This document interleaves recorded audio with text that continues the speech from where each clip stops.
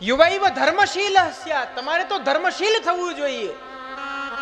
દિવસમાં 3 અષ્ટાક્ષરની માલા કરતા જાઓ.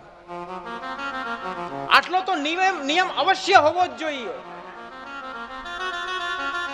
આ તો તમારું સ્વતઃ કર્તવ્ય છે. આપણને કોઈ જમવા બેસાડે ત્યારે વિવિધ પ્રકારના વ્યંજનોથી પરિપૂર્ણ થાળી પીરસી દેશે. બહુ આગ્રહ કરશો તો એક કોળિયો મુખમાં આપશે, પરંતુ ઉતારવો તો આપણે પડશે ને. તમારું સર્વ કાંઈ ભગવાન નિર્વાહ કરી દેશે, પરંતુ કેવલ નામ સ્મરણ તો કરી લો. આ ચાલુ વિષયમાં જ એક પ્રશ્નને ઉમેરું છું. આપનો જ એક પ્રશ્ન છે કે બ્રહ્મ સંબંધ લીધા પછી જો ભગવત નામ કે ભગવત સેવા ના લેવામાં આવે, ન કરવામાં આવે, તો કેટલા જન્મનો અંતરાય પડે છે? એવો એક પ્રશ્ન છે. હું તો એમ કહું, જન્મ જન્માંતરો પછી અંતરાય જ છે, પછી કઈ પડે જ નહીં, અંતરાય જ છે. કારણ કે શાંડિલ્ય સંહિતા કહે છે કે 84 લાખ જન્મ પાર કર્યા પછી જીવને મનુષ્યનો જન્મ મળે. મનુષ્યના જન્મ મળ્યા પછી અમુક જન્મો સુધી સૂર્ય ચંદ્ર વગેરે દેવોની ભક્તિ કરવી પડે.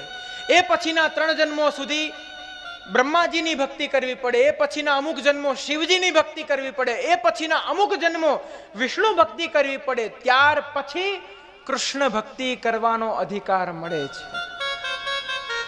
અને એ પણ ના થાય તો શ્રી હરિરાય મહાપ્રભુ આજ્ઞા કરે છે, વૃથા તજન્મ ભૂતલે. એનો જન્મ આ ભૂતલ ઉપર વ્યર્થ છે, નકામો છે, નિરર્થક છે. વાલા વૈષ્ણવો, ઉઠો, જાગો, તમારા સ્વરૂપને જાણો, શ્રી મહાપ્રભુજીના અનુગ્રહને જુઓ. પુષ્ટિ ભક્તિમાં ભગવાન સ્વયં ડગલું ભરીને સામે આવે છે, તો શું આપણું કર્તવ્ય નથી? આપણે લજાતા નથી કે 2 ડગલા આપણે પણ ભરીએ? ઉઠો. જીવનમાં આખા દિનચર્યાની અંદર કેવલ 3 અષ્ટાક્ષરની માલા કરો. 1 અષ્ટાક્ષરની માલા કરતા તમને 1.25 થી 1.5 મિનિટ લાગશે, જાજો સમય નહીં લાગે.